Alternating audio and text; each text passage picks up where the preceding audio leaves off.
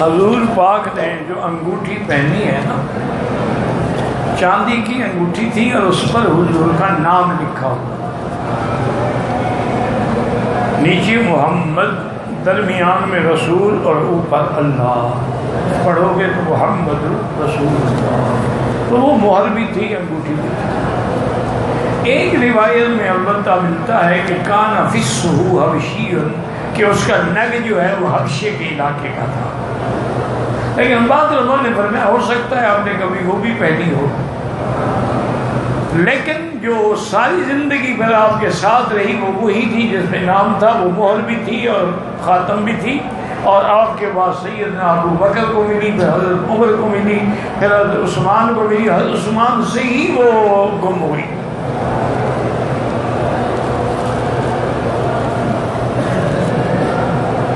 میں نے اپنی بیٹی کا نام زینب رکھا ہے، بہت اچھا نام ہے، حضور کی بیٹی کا نام ہے، یا لوگ کہتے ہیں نام بھاری ہے، نام بھاری ہے تو ان کو ہلکا ڈھونڈ کے دو، عجیب آدمی ہے۔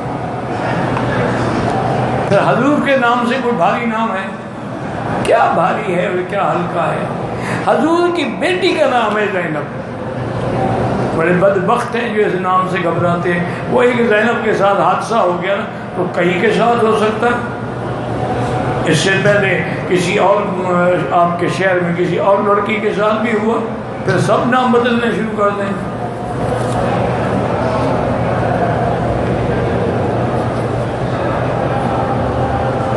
میری ایک رشتہ دار کہتی ہے کہ میں ساس کو چھوڑ کر اپنے نئے مکان جاؤں، نہیں تو نئے گھر میں شیطان، وہ ٹھیک تو ہے، کل بھی میں نے بتایا تھا، گھر آباد کرو، خالی نہ رکھو، کرایہ پہ دے دو۔ میرے بھائی کی لڑکی حافظ بن رہی ہے لیکن وہ بھول جاتی ہے، تو اس کو کہیں کہ وہ یا قوی یا قوی یا قوی، اللہ کا نام ساتھ رکھ کے دعا مانگا کرے۔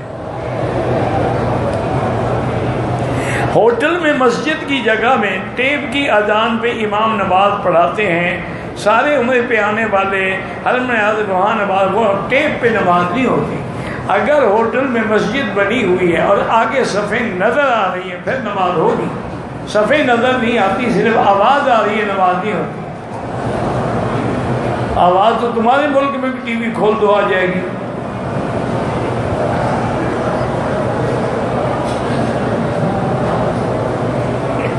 بہرحال گزارش یہ ہے کہ یہ جو عذاب ہے نا، لعنت بھی آئی ہے فوٹو والوں پہ اور سخت عذاب کی وعید بھی آئی ہے، تو بعض علماء یہ کہتے ہیں اس سے مراد وہ فوٹو ہے جو ہاتھ سے بنایا گیا مجسمے کی شکل میں، یصورکم فی الارحام کیف یشاء۔ لیکن بہرحال بہتر یہی ہے کہ فوٹو سے بچیں، کوئی بھی فوٹو ہو، ہاں دین کے کام کے لیے ہو جائز ہے۔ بغیر وضو کے صفا مروہ کی سعی کرنے ہاں کر سکتے ہیں، لیکن آج کل تو وہاں پانی موجود ہے، وضو کی جگہ موجود ہے، تکلیف کیا ہے بغیر وضو کرنے کی؟ بغیر وضو کے مطاف میں بھی بیٹھ سکتے ہیں، حرم میں بھی بیٹھ سکتے ہیں، نماز بھی پڑھ سکتے ہیں، طواف بھی کر سکتے ہیں۔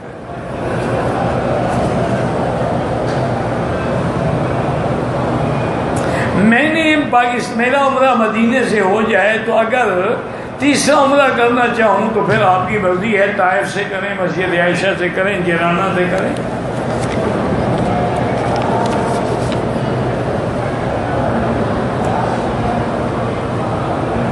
کہتے جی میں زمین گوشت اور دیور کی زکوٰۃ کے ساتھ اپنی آمدنی کا 10% نکال کے کھاتے میں رکھ دیتا ہوں تاکہ غریب رشتہ داروں کو ملتا رہے۔ اچھا کرتے ہیں، بس مسئلے پوچھ رہے ہیں کیا ضرورت ہے، اچھا کرتے ہو، زکوٰۃ بھی دے رہے ہو، عشر بھی دے رہے ہو، مزید اپنی جائیداد کا 10% جو ہے وہ بھی خیرات کر رہے ہو، اچھی بات۔ 4 سال سے بے روزگار ہوں، اللہ پاک کے نظام ہے، بہرحال استغفار زیادہ پڑھو۔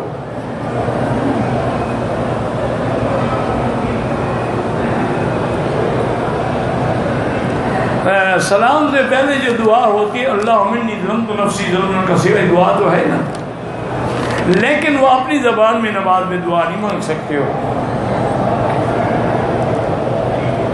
اگر کسی آدمی کا وضو نہیں ٹھہرتا تو میرا بھائی ایک نماز کا وقت جو ہے نا، مثلا عصر کو وضو کیا، اب نہ ٹھہرے، وہ مغرب تک کافی ہے، طواف کریں جو بھی کریں،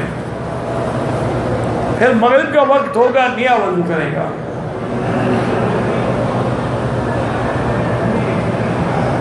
اگر پتہ نہیں کہتا ہے جی لڑکی عمرے کی نیت سے آئی، طواف کے بعد صفا نہیں کیا، اس کا دم پڑ گیا، بالکل پڑ گیا، صفا نہیں کیا اور بال کٹائے کہ نہیں کٹائے؟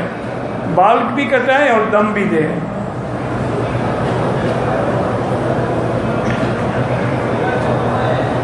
صفا کر لیا لیکن طواف کا صفا 8 دن بعد کی، کم عمری کی وجہ سے. بہرحال اگر اس نے اس دوران میں کوئی اور خوشبو نہیں لگائی، خوشبو والا صابن استعمال نہیں کیا، تو کوئی حرج نہیں. طواف صفا مروا لیٹ بھی ہو سکتی ہے.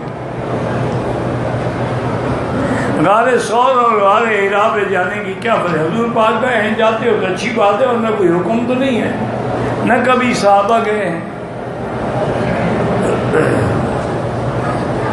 عمرے کی طواف کے بعد 2 رکعت اگر بھول جائے، آپ پڑھ لو جب یاد آئے.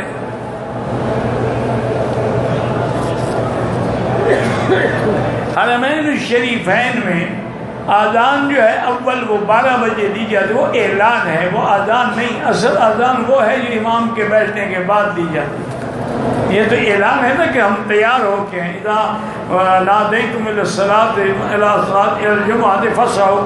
تو اب اگر اس اذان پہ ہم تیار ہو کے ہیں تو کب پہنچیں گے؟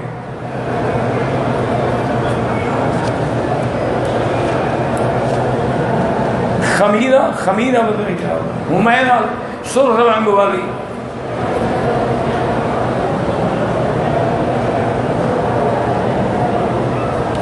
اگر ہم واش روم میں وضو کر رہے ہیں تو داخل ہوتے ہوئے بھی اللہم انی اعوذ بک من الخبث والخبائث، اور نکلتے ہوئے بھی الحمدللہ الذی اذھب عنی الاذی عافانی غفرانک، اور درمیان میں بھی اللہم اغفر لی ذنبی وسعنی فی داری وبارک لی فی رزقی پڑھتے ہیں.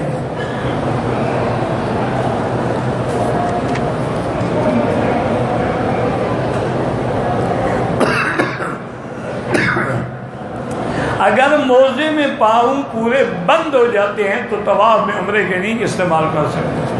اگر اوپر پاؤں کھلا ہے پھر کر سکتے ہیں. میری بیٹی کا امتحان اللہ سب کو کامیاب فرمائے. میں نے ایک شخص سے کار ادھار لی ہے، نقد کی 8 لاکھ تھی، اس شخص سے 10 لاکھ میں لی ہے. کوئی رقم ادا نہ کر سکا، اس شخص نے رقم کا مطالبہ کہ رقم نہیں دیتے ہو تو میں بقایا رقم کا 20% زیادہ لوں گا. بہرحال یہ تو اس کی زیادتی ہے، لیکن جتنے میں تم نے لی ہے وہ رقم تمہیں 10 لاکھ دینی پڑے گی.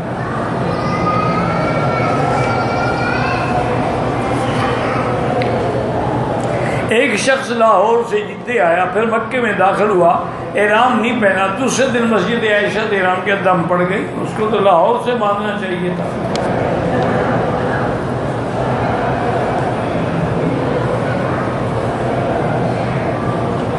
کہتے ہیں کہ میری شادی کو 15 سال ہو گئے ہیں، میری بیوی بیمار ہو گئی تھی، اس کی وجہ سے اس کی بچے دانی نکلوا لی گئی، ورنہ کینسر کا خطرہ تھا. اب میں دوسری شادی کرنا، بیوی نہ مانے تم کرو شادی. جب وہ اولاد کے قابل ہی نہیں رہی تو اس کو روکنے کا کیا حق ہے؟ اب یہ تو نہیں نا کہ تم لاولدی مر جاؤ، بالکل شادی کرو. میرا بھائی فوت ہو گیا، اس کے 5 بچے ہیں، میں اپنی بھابھی سے نکاح کر سکتا ہوں، ان بچوں پر زکوٰۃ کا پیسہ خرچ کر سکتا ہوں. بہرحال تم اپنا اگر بھائی فوت ہو جائے تو اس کی بیوی سے نکاح کر سکتے ہو اور بچوں پر بھی خرچ کر سکتے ہو. دم ادا کرنے کا معنی ہی یہی ہوتا ہے کہ دم بکری ذبح کی جائے. اگر پاکستان سے عورت بغیر محرم کے ہے، ناجائز ہے، گناہ گار ہے. بہرحال ڈاکٹر نائک صاحب بھی آج کل کے نئے سکالر ہیں، وہ بھی نئے مسئلے نکالتے رہتے ہیں. احتیاط ضروری ہے.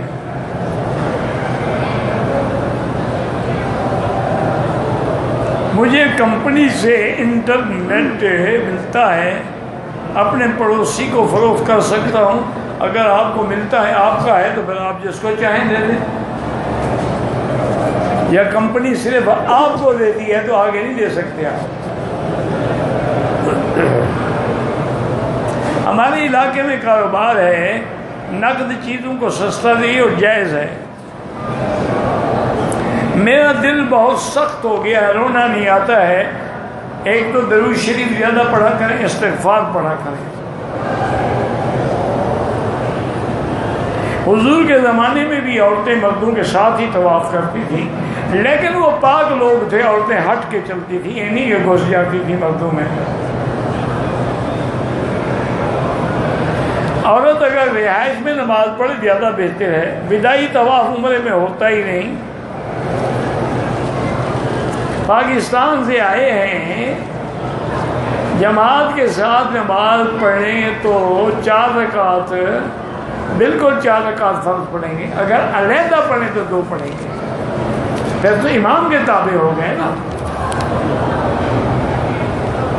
میں نے اپنا عمرہ کر لیا ہے، مزید عمرہ کرنا چاہتا ہوں، بالکل کریں. عورت بھی روزانہ عمرہ کر سکتی ہے، کیوں نہیں کر سکتی؟ مرد کر سکتا ہے، عورت بھی کر سکتی ہے.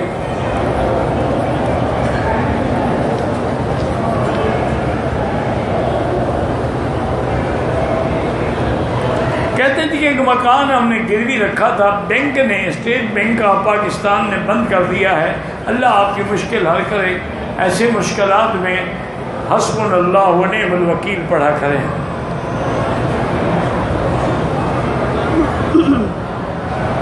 کہتے ہیں جی کہ امام ابو حنیفہ رحمۃ اللہ علیہ نے جب فقہ مرتب کی تو باقی ائمہ نے کیوں کی؟ یہ وہی بات ہے کہ امام بخاری نے جب بخاری لکھ لی تو امام مسلم نے کیوں لکھی؟ یہ کوئی بات ہے. عقل خراب ہو تو میں کیا کر سکتا ہوں.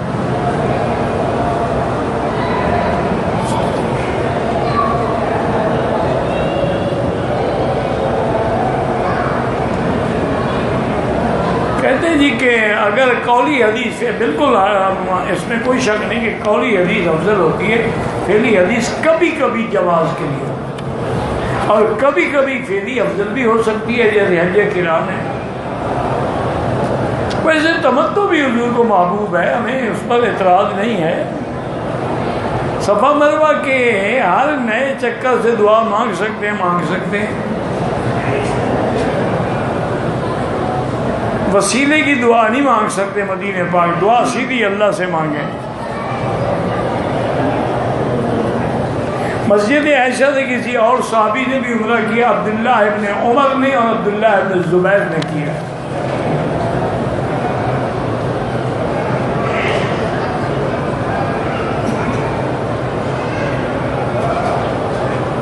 کہتے ہیں کہ ساس اور بہو میں لڑائی تھی. بہو نے کہا کہ میں جب تک جہید نہ لاؤں تب تک میں حج پہ نہیں جاؤں گی، لیکن جہید لانے سے پہلے حج پہ آ گئی. اچھا کیا، جہید لانا تو گناہ ہے، کیوں لائے جہید؟ صرف ساس کو خوش کرنے کے لیے.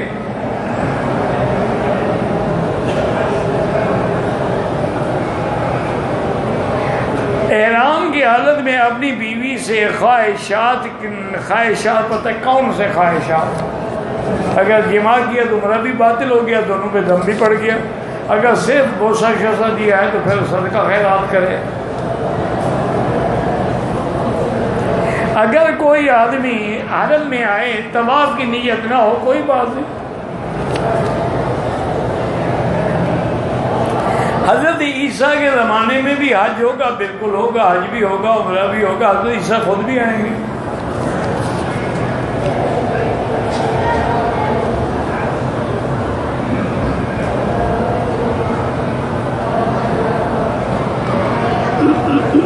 کہتے ہیں جی کہ امام آگے ہوتا ہے، لیکن یہاں امام پیچھے ہوتا ہے، کسی کے پیچھے نہیں ہوتا، کسی کے تو آگے ہوتا ہے نا.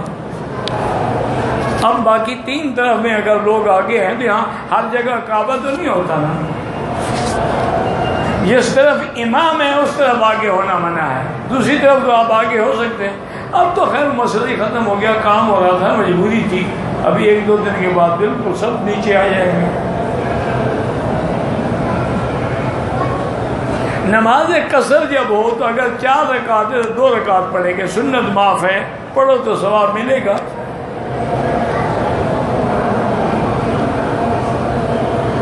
کہتے ہیں جی عثمانی فرقے کے لوگ مر جائیں، مجھے نہیں پتا عثمانی فرقہ کیا بلا ہے۔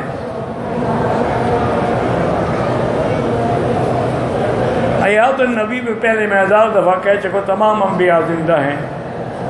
یہ کبوتروں کے دانے جو چنتے ہیں بالکل جہالت ہے۔ اگر امام کھڑا ہو گیا، بیٹھنا تھا نہیں بیٹھا تھا قاعدے میں، لقمہ دیا پھر کھڑا ہو، سجدہ صاف کرنا ہوگا۔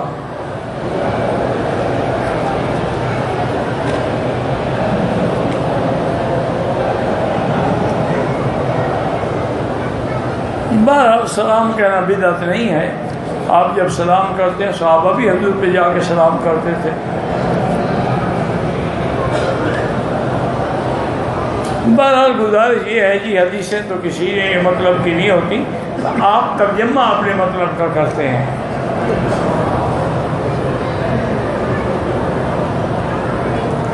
صحن میں عورتیں نماز پڑھنے لگ جاتی ہیں، بالکل غلط کرتی ہیں۔ ان کو چاہیے کہ اندر آئیں، یا کم از کم ان کے آگے مرد ہوں، پیچھے مرد نہ ہوں۔ خلاف کعبہ پہ کچھ نہیں لکھا جاتا۔ ہمارا بھائی نابینا ہے، نماز کے لیے کھڑا ہوتا ہے تو کبھی ٹیڑھا ہوتا ہے، اس کو سیدھا کر دیا کرے نماز میں۔ اگر وہ بیچارہ نہیں جانتا، رخ مجبور ہے، وہ نماز تو ہو جائے گی انشاءاللہ۔ ائمہ اربعہ میں سے لازم کسی ایک کی تقلید کرنی پڑے گی۔ جیسے آپ عشاء پڑھیں گے تو ایک امام ہوگا، یہ نہیں کہ 4 کھڑے کریں گے۔